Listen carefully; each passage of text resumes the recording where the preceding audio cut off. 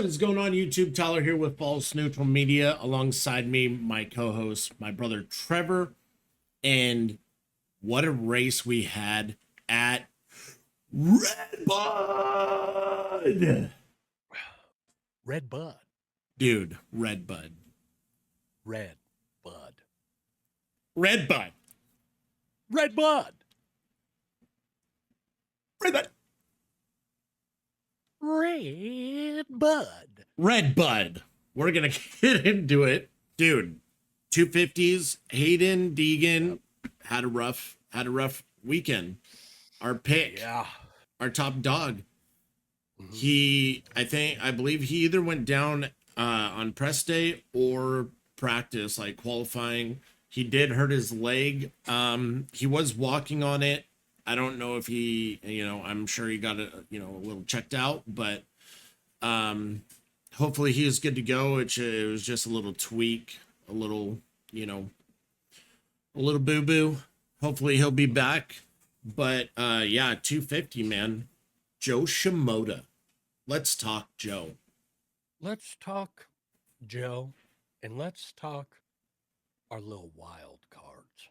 Oh yeah. Okay. Because 250, I was like, you know what, dude? And here's the thing. Did we say Hayden was going to go 1-1?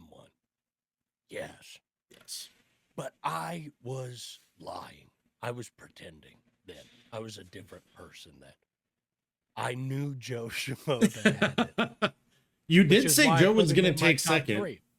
I said Joe was going to take second because I didn't feel he was going to meet the pace of Hayden Deegan. And I've never been happier to eat my words. All jokes aside, I've never been happier to be wrong. And that's because we've heard these talks, Hayden, Jet, I'm in his head, rent free. Yeah. Brother. Jet swept it. You were having a rough time. Looking real good. Really good. But Joe Shimoda said, CEO of Honda is here at the Honda Redbud National. Yeah. Okay. Yep. He was there from Japan. And Joe Shimoda said, oh yeah, I'm feeling good. He was hauling ass. In your wild card, you said, I'm going Jalek Swoll. Jalek Swoll, number 22. Man was going crazy. Dude. But there was one person on rails that I want to talk about. Let's get into it. You to begin the conversation. The cook was in the kitchen. The chef was grilling. The chef was in. The chef was in. He was making some fucking moves, dude. Mm-hmm. Mm-hmm. Tell me about it. So much olive oil on that pan, baby. He was frying and cooking. I don't know why I said that, but I tried to make something cool out of that. But no. Levi Kitchen. I don't even know where I was going with that. We were even done with that. But hey. The chef was in there. Like swimwear. The chef was in there like swimwear. He was ripping. And he didn't even get that good of starts either, which normally, he's up there, top like 5 normally. And then we just see him, either fall back or, stay in that same spot to top 10 or something, especially kind of last year. So it is good that we have been seeing him on top.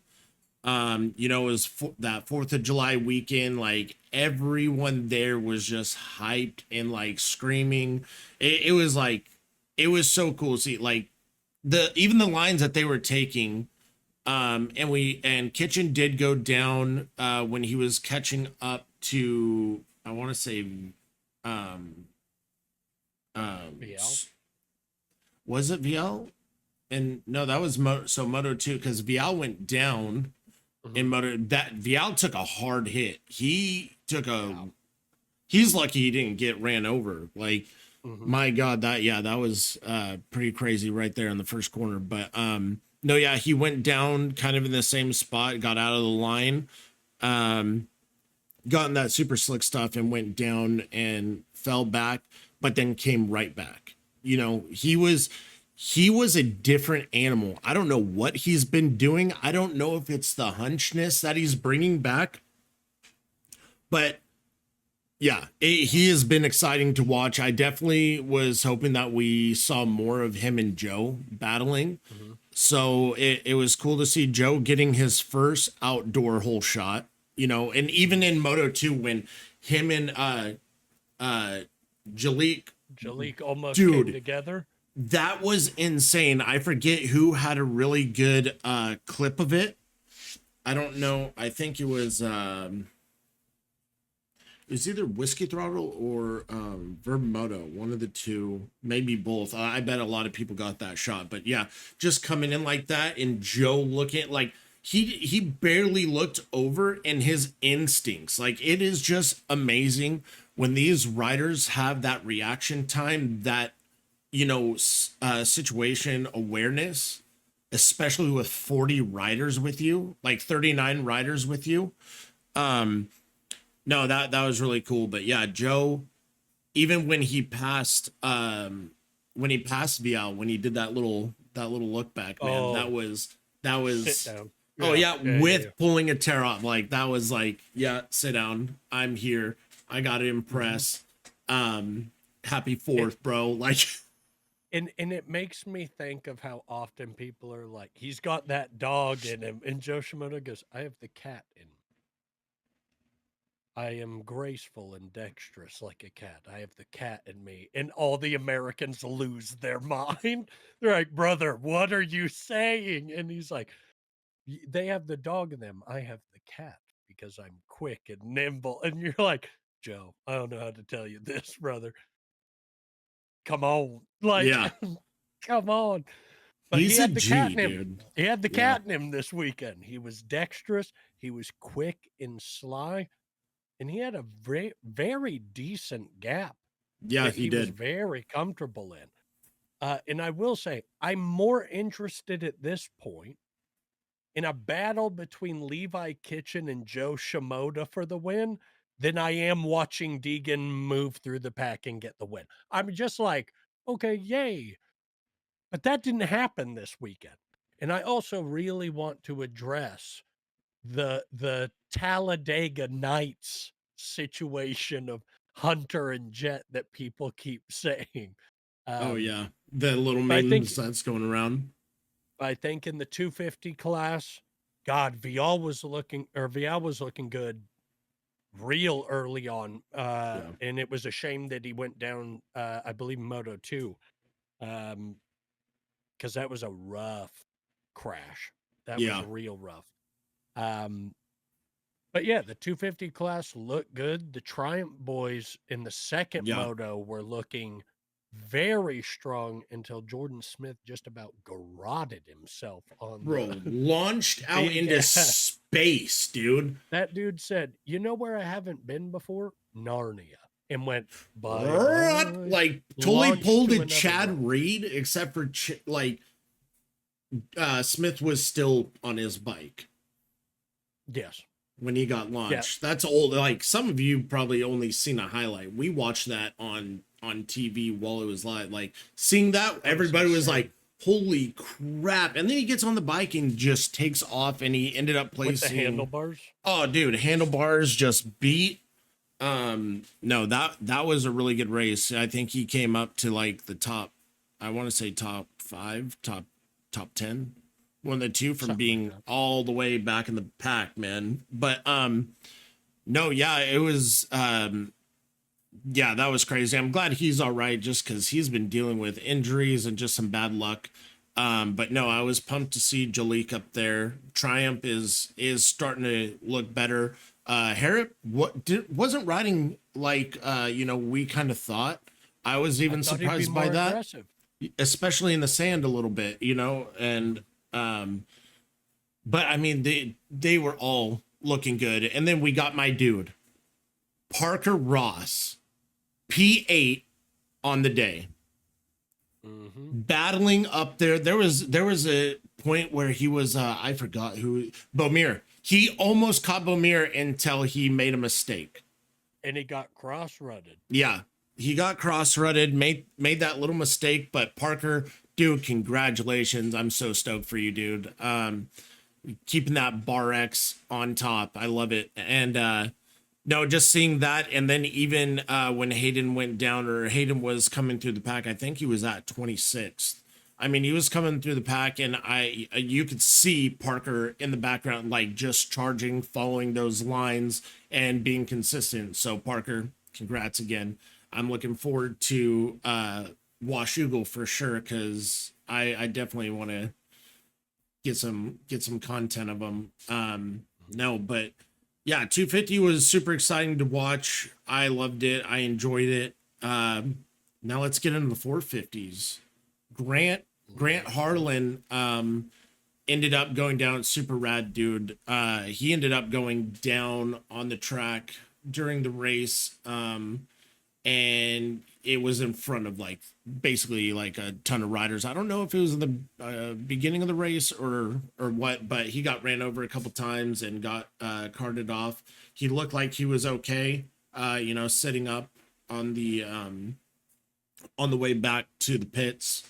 But Grant, hope you're okay, because he also at Hangtown, he did take a nasty spill and he got ran over by, I think, Norin, really bad. So that was really bad. He couldn't talk. I mean, mind you, it was also hot, dust. Like I driving by, you okay? Like everything good? Like he couldn't even talk. So and he rips, super good good dude. But no, 450s. Prado impressed the hell out of me once again. Leading the pack also, up there battling with Jay Coop and Hunter. Yeah. But let's talk Jet for a little bit. Let's do it. Let's do it, because I saw a lot this week, and I'm gonna just speak my mind for a second. I'm gonna watch my heart rate, but I'm gonna speak my mind. This whole talk about Deegan rivalry with Jet, yet pump your fucking brakes, dude. Pump your fucking brakes. Let's hold on. Let's hold on. Because Jet went down twice in Moto 2. Yeah. Was way back there and past his competition. These people that are supposed to be his major challengers, using lines we didn't even expect to see. Yeah. When he jumped that roller and moved past Jay Coop, bro. And Jay Coop did a double take live and was like, how? That outside line has not been fast at all. No. And Jet was like, I didn't let off the gas. And people are going, Deegan's going to come through. Deegan had a rough time just like Jet did in Moto 2. Yeah. Could not pull it together. Jet and Hunter are both known for their starts, but even when Jet gets a bad one, all right. And we have brain dead media questions of, Jet, what were you thinking getting up there? And he goes, got to get to the front. Yeah. Like, what do you think? He's the championship leader right now. Of course he's pushing to the front. Jet doesn't go, I got up and went, better go back to the pits. He's like, I tipped it over. I got up and I went past. And for Jay Coop on the press junket to say, yeah, we knew Jet was down, but we knew he was going to be coming up shortly. Yeah.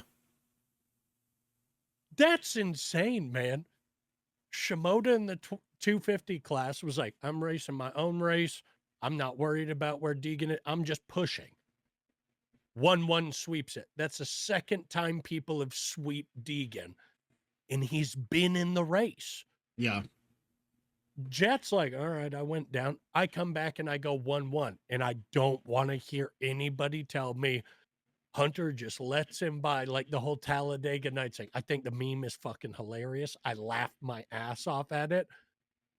But could it be that Hunter is trying hard, Oh, but absolutely. Jet is a fucking freak? He's an alien. Is that he's an alien? This dude is passing people, and it's like Hunter's, they're going 1-2. Yeah. They're both vastly passing your favorite rider. At the end of the day, and I don't want anybody to be like, oh my God, dude, you speak so highly.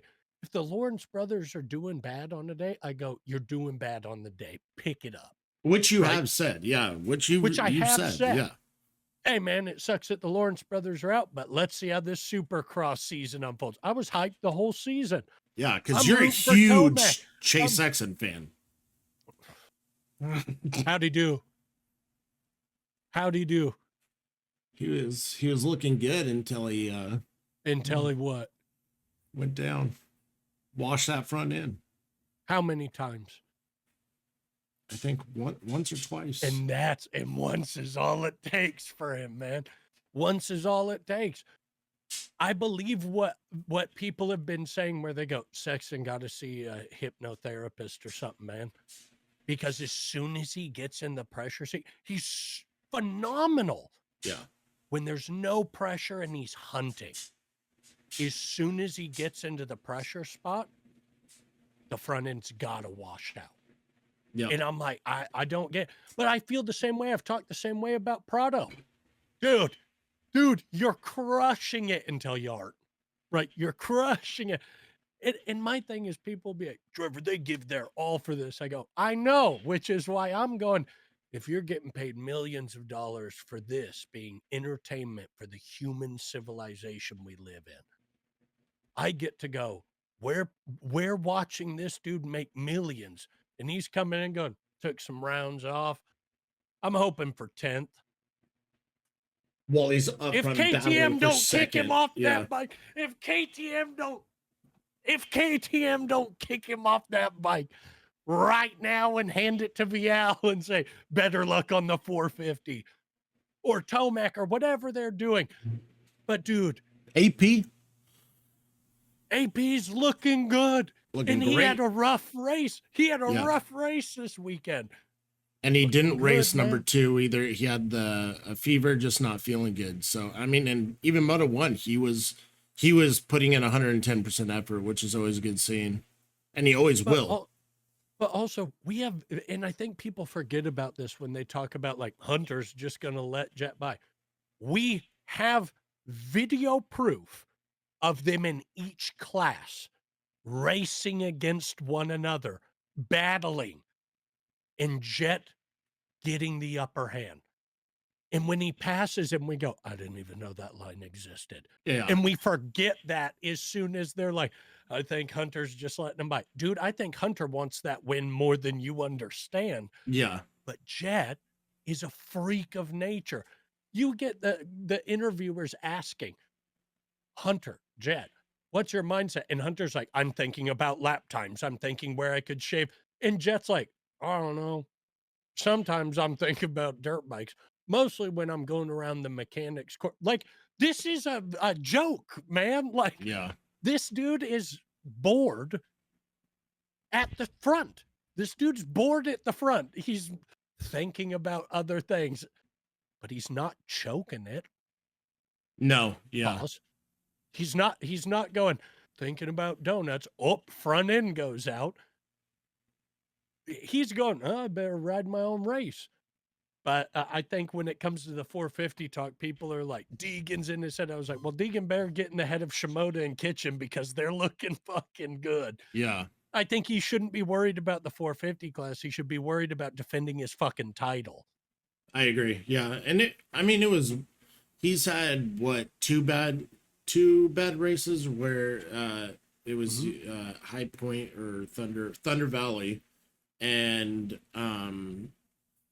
then Redbud. So it was kind of a bummer, but you know what? It's showing that hey, Joe is fully back, and not even that he's fully back. We are seeing a whole different Joe, regardless of you know the owner from Japan coming and watching. You know what I mean? Right. Like he was already getting to that level, and I think that boosts his morale and wanting to win even more. Like, okay, he's here. Not only that, like, and they're like that culture too is so like it's like they're big on like respect and Mhm. honor. You know what I mean? So it's like I can't let you down. Like this is today is the day, and we were already seeing that before the race. It was just a matter of time. All of that aside, right? Because like I don't know exactly where Joe's background comes from or any of that. I think for me it's Joe's already showing the speed, right? Yes. He's already showing the speed. He's been podium position as much as he possibly can over these last few years that I've watched him ride.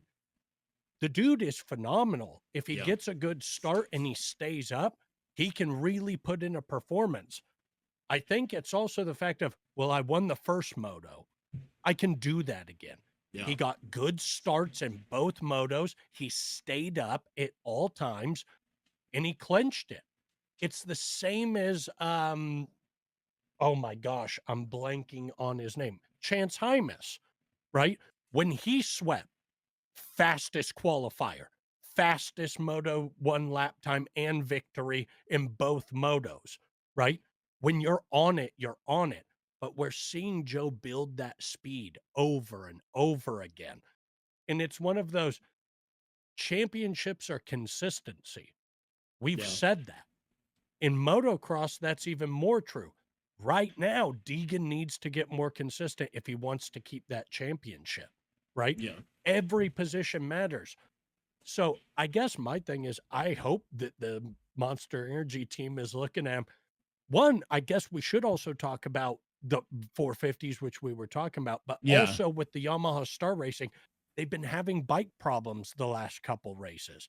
Yep. Tomac Tomac. steamed out, but we also had good racing by Yamaha Star. We had Michael Mosiman up there and was showing a good ride, right? So it's one of those like moving to the 450s, there's so much pressure from all different sides, right? Yes. You've got the MXGP veterans that are like, I'm coming here to win a championship. Prado's not going down fighting. I think he's still figuring it all out, right? Um, but Jet was phenomenal this weekend. A Yeah. 1-1 sweep, and it wasn't easy, but he made it look really, really easy. Oh, The he was time in floating. which it's gnarly. Yeah. And it's one of those like moving to the 450 is a different deal, right? Hampshire's been looking good. So He's we may been see, looking awesome. Yeah. but we may see Deegan move to the 450 and click into it like Jet did. We might see him try and push the limits and get really, really, really hurt, right? So it's like, I don't think we should be talking about the rivalry. I think we should be focused on each other's championships. And Jet this weekend proved you're not in my head rent free because I can have a bad race and I can clinch the sweep. You're still putting the pieces together. Yeah. That's my opinion on all that. But No, I that all definitely aside, agree. yeah. I definitely agree on that. Just because, I mean, we haven't even seen Hayden on a 450. And even when he jumps up to 450, he's not going to win right away. He's not going to Mhm. be going 1-1. I mean, if he does, like, he puts in the work. He's a hard worker, puts it in. But when it comes to him and Jet is already racing the fastest guys in the world. The top 40 riders are on the gate with him, and he is sitting there thinking about having, jets and donuts after. Every Mhm. time he races, rides, the dude is just so gifted and talented on two wheels. Mhm. So and I know that we jumped around a little bit, just but tying everything in together. but with the whole Jet and Hunter thing, Hunter, they if you watch that first, did anyone else see how hard that they were battling? At least Hunter, he was going 200%. Jet was taking deep breath, or those good deep breaths and just cruising and putting on the pressure. But let's look back at the 450 class, right? When people were like, when Tomac gets a charge, he'll beat Jet. Jet stayed behind him for 3 laps, memorized his lines, blew past him, and put an 8-second gap, and was like, cool. Yeah. What did Tomac say on the press conference afterwards? Yeah, he learned my lines and just fucking obliterated them. Right? Yeah. Just went right past me. This dude's able to sit there, soak up people's riding lines like a sponge and go, all right, Jay Coop's going to go to that inside. I'm going to double into the corner, not let off the gas, and ride the wall all the way around. Dude. He's just insane on a bike. Yeah. But that's what I'm talking about is like, and we've seen Deegan do the same stuff in the 250 class. But if you think that the 250 class is the same as moving to a 450 where you have to delegate that power, hey, like, it's a different game. Yeah. I'm not going to sit here and be like, Deegan's going to go to the top. Now, RJ Hampshire, if I'm not mistaken, has placed better than Deegan in multiple events. Yep. He's doing pretty well in the 450 class. But again, he's got a lot of experience, right? Yeah. He's got a lot of definitely. experience. So when you're looking at Deegan, it's like, you were like, well, Trevor, he's young. And I go, Jet is young for putting the fucking medal to everybody. He's very young compared to his competition. And he's like, okay. Oh, so I went down twice in a moto and I'm hovering around 19th to 15th place. Time to turn the gas on. Yep. It's wild. And Sexton was there. Tomac was there. Antonio Corelli was there on a stock Ducati 450 top 10. Let's talk about that. Yeah, let's get into that. Oh, yeah. I'll talk about, because when I rode off-road GNCCs, I was on the privateer program for Pro Grip, which was a team that Antonio Corelli was on at the time, which was a very cool experience for me. Didn't last very long once I stopped racing. But watching Antonio Corelli in all of his mastery of the MXGP series come over here and be like, yeah, it's an Italian bike. I want to ride it. I'm representing my country. I like the Ducati. Gets on and does that well. Yeah. He for was his impressing age. the hell out of me. Yeah, for his age on like, that track. Because like he's a team manager and stuff, and he's like, I'm just gonna take it and race at Redbud. Yeah. And the bike's bone stock.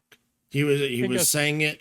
I'm sure that there's an exhaust, or there's some basic stuff, definitely suspension. But other than that, he literally was just like, yeah, it's basically bone stock going up against all these big guys, and we're just gonna go out there and see what we do. His helmet, I don't know if you saw it, was actually sick. It was pretty Italianed out, and then it had like what was it, spaghetti and stuff, and the flat, like it was actually really sick. But no, he is.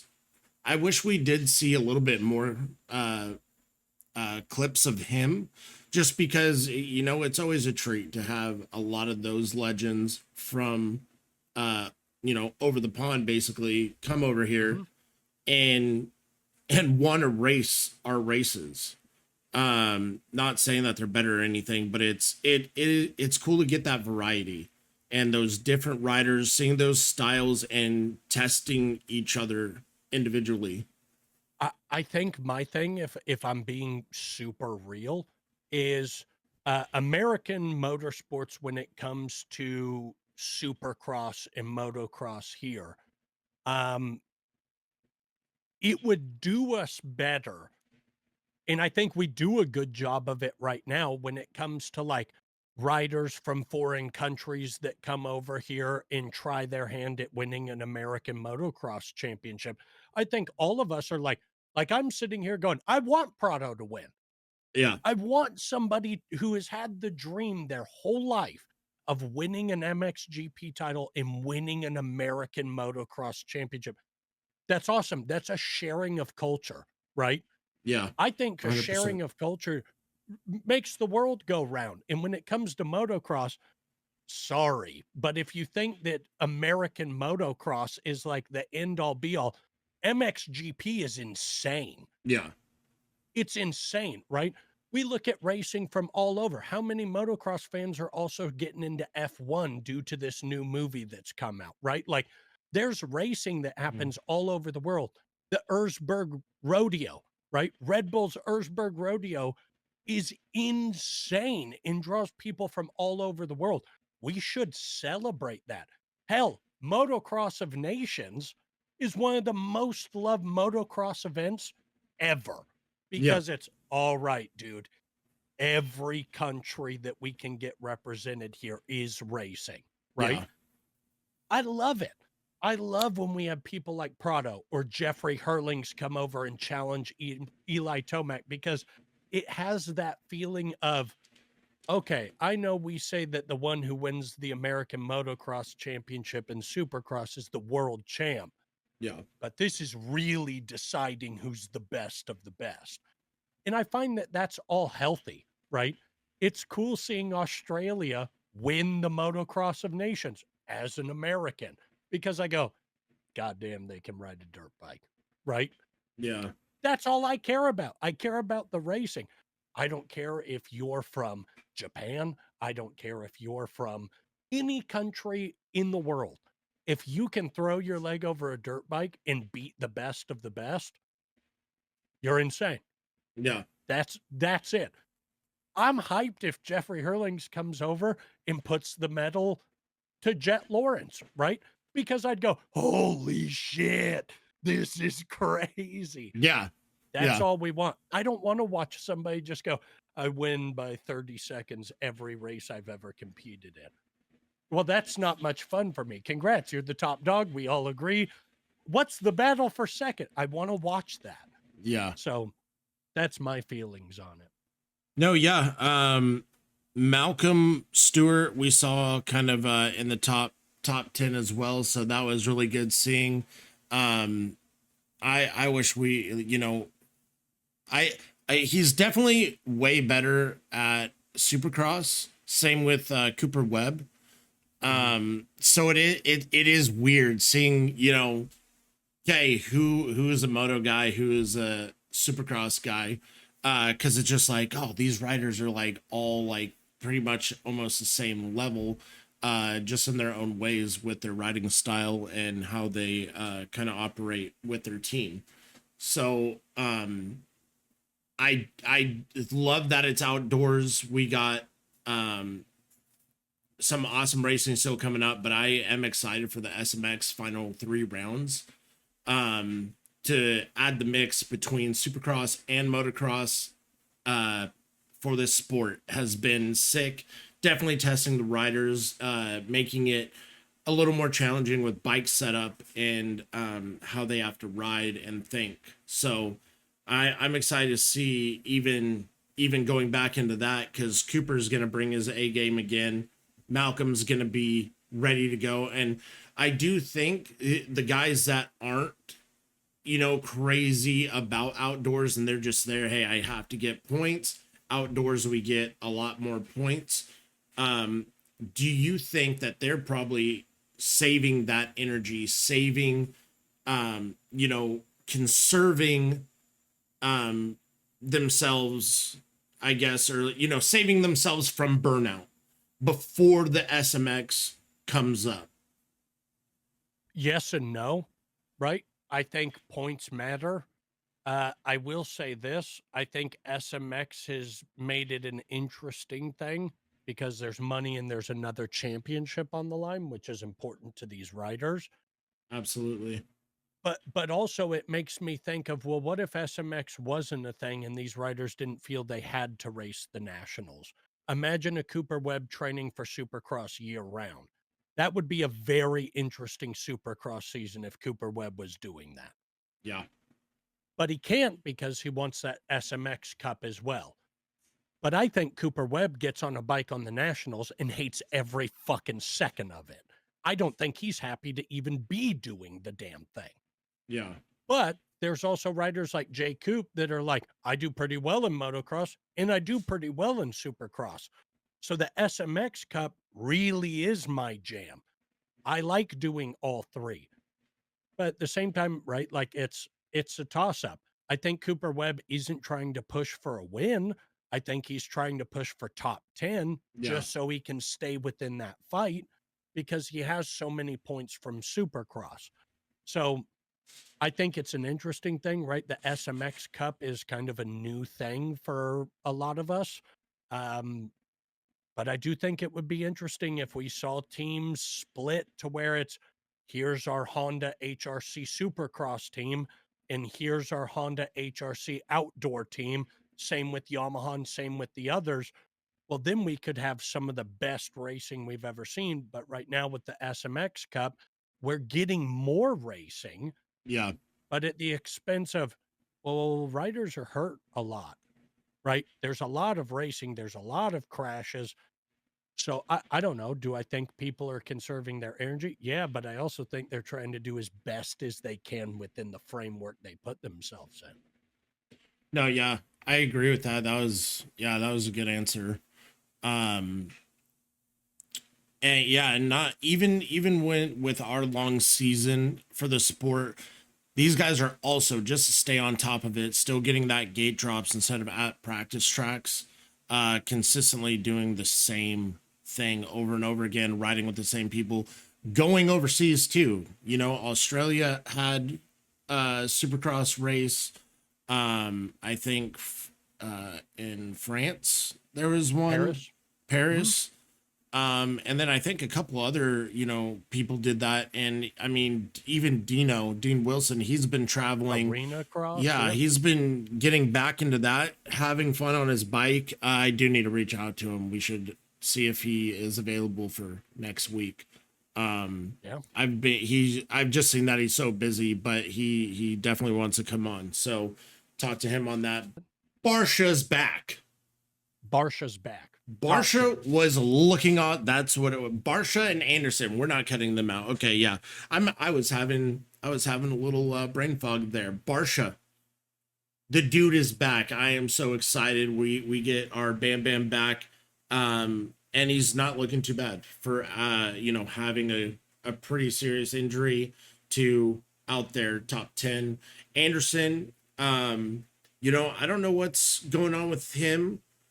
He ever since he had that break, it's like he's still kind of trying to find his groove, or he's just there for points. And yeah, like I always enjoy seeing them ride. Also I know that we're done with 250s, but there is one rider that is back on the bike.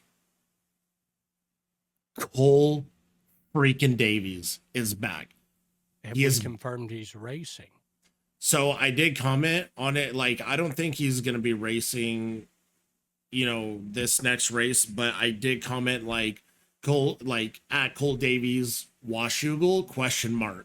So I don't know if we're going to see him this Saturday, because I'm pretty sure he's been practicing. They just haven't posted it, especially before getting the clear.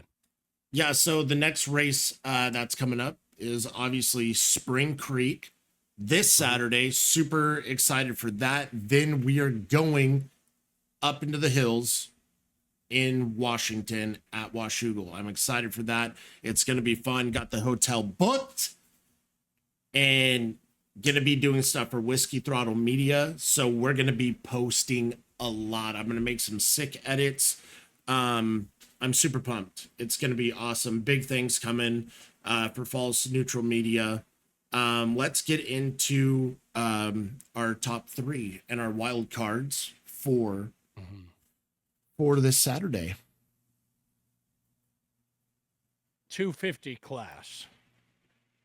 I'm going to say I think Hayden, top 3, I'm not going to put him anywhere. I've learned better. Hayden, Joe Shimoda, Kitchen.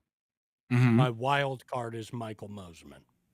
So you aren't placing them like on actual placements for the top 3. You're just saying that's gonna be the top 3 all around. Fine, I'll do placements if Yes. that'll make everybody happy. I think it'll go Hayden, Shimoda, Kitchen. Actually, no, I'm not gonna say fuck, dude, because I gotta put Vial somewhere in there. Because I know how mad he is. No, I'm going to stick to that. I'm going to say Kitchen third because Kitchen was showing some speed and I think he wants it. And I think my wild card will be Michael Mosiman. I think this race, it's going to be Levi Kitchen. He is going to win. Joe Shimoda in second. Hayden in third. Wild card, Jalik Swole again. Okay. That is going to be my wild card. Levi Kitchen.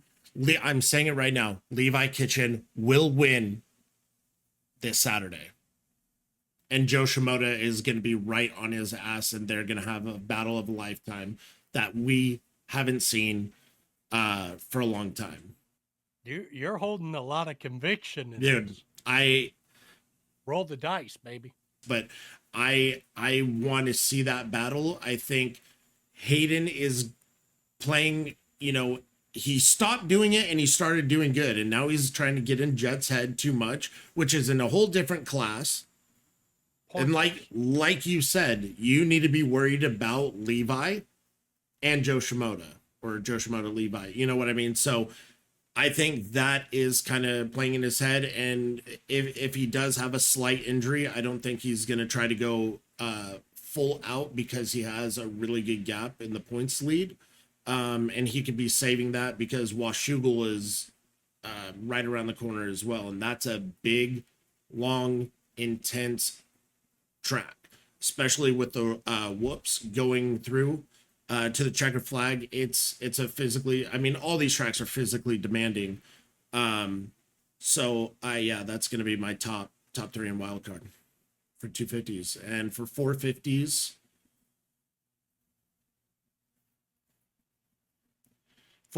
it's going to be Jet. It will be Jet. First place. Second place, I want to say Hunter. And third place, I'm going to go with Prado.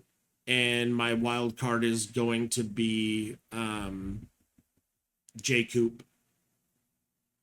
I was literally going to say the exact same thing. So really, we don't even have to repeat it. I was going to say the exact same lineup. Prado wants it, man. He wants it. And like you said earlier, and we've been talking about every bench talk, Prado is getting better and better. He was leading. I think he's going to figure out this week what he needs to do to save that energy, go hard in the first 5 laps, and then conserve that energy for the rest of the towards the ending. So I think he's going to place up there in third. I love it. Life's been good, We love to hear it, man. Yeah. Big things coming. Racing still going on and exciting. So yeah, we will see you guys after Spring Creek. Jet will win for sure.